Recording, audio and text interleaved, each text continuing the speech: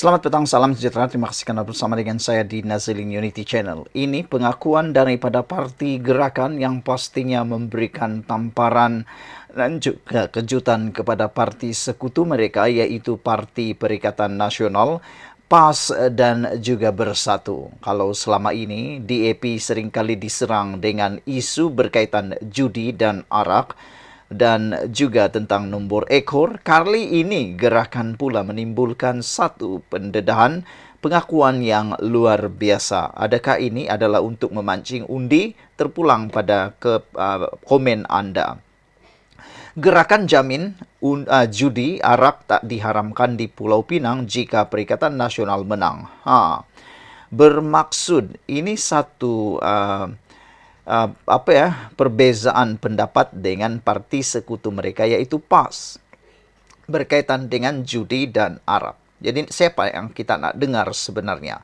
Dalam Perikatan Nasional ini ada dua pula pendapat yang berbeza, yaitu apabila gerakan menjamin judi arak tak diharamkan di Pulau Pinang jika PN menang. Adakah ini salah satu daripada pancing undi? Adakah ini salah satu daripada jaminan untuk mahu mendapatkan undi ataupun sokongan daripada orang yang tidak beragama Islam dan berbangsa bukan Melayu? Salah seorang calon gerakan di Pulau Pinang memberi jaminan bahawa PAS tidak akan bertindak untuk mengharamkan aktiviti perjudian atau menyekat penjualan arak di negeri itu jika PN menjadi kerajaan selepas 12 Ogos ini. Andrew Ooi berkata dasar itu akan kekal selagi gerakan menjadi sebahagian daripada komponen PN dan gabungan itu diberi mandat menjadi kerajaan Pulau Pinang. Orang kata kalau gelombang hijau datang ke Pulau Pinang, mereka iaitu PAS akan haramkan judi, haramkan arak, haramkan semuanya. Tetapi kata beliau, ini bukan lagi mengenai gelombang hijau. Ini kehendak semua rakyat. Rakyat mahu berubah, perubahan yang boleh menjadikan negara kita hebat semula, kata Ooi yang bertanding mewakili PN di Dun Paya Terobong. Saya boleh beri jaminan kepada semua orang di sini bahawa selagi gerakan berada dalam PN, saya boleh memberi jaminan kepada semua tidak ada pengharaman perjudian atau pengharaman arak di sini, tegas beliau lagi. Gelombang hijau adalah istilah yang merujuk kepada peningkatan sokongan pengundi Melayu Islam kepada PAS dan Perikatan Nasional semasa PRU 15 pada November tahun lalu.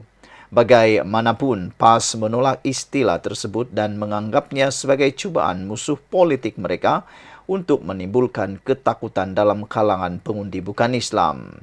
Bercakap semasa menyertai forum mengenai pilihan raya anjuran Malaysia kini di Georgetown, Pulau Pinang malam tadi, Ooi sebelum itu ditanya mengapa pengundi muda negeri itu perlu memberikan sokongan kepada PN. Dan jika dia yakin gabungan itu sesuai menjadi kerajaan di negeri yang ramai masyarakat bukan Islam. Bagi saya secara peribadi, terdapat banyak naratif yang dimainkan oleh ahli politik. Katanya menjawab soalan moderator forum ke Sudrahagaran Stanley yang juga timbalan Ketua Pegawai Eksekutif C4 Center. Kata Ooi, tindakan hanya seorang individu tidak boleh dianggap mewakili keseluruhan sesebuah parti. Sementara itu, Ooi mempertahankan tindakan Menteri Besar Sementara Kedah iaitu Muhammad Sanusi Maknor untuk tidak lagi memperbaharui lesen kedai judi mulai di negeri terbabit sejak 1 Januari lalu. Biar saya jelaskan kepada anda semua mengapa Sanusi mengharamkan perjudian. Kerana semasa wabak COVID-19 itu semua rakyat menderita. Kemudian apabila wabak itu semakin pulih, golongan B40 cuba mendapatkan harapan baru dengan meletakkan wang mereka dalam Magnum Kuda Toto, katanya merujuk kepada rangkaian kedai judi berlesen.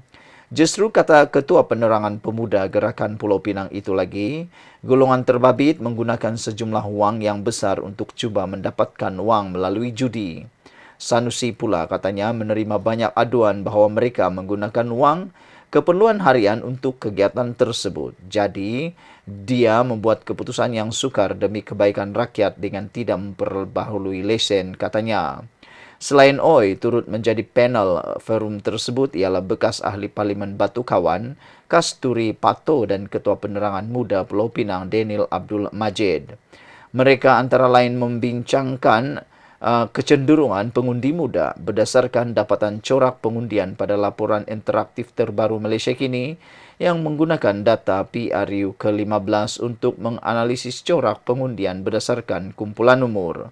Pada pilihan raya negeri PRN kali ini, gerakan bertanding di 36 daripada 245 kerusi bagi mewakili Perikatan Nasional di seluruh negara.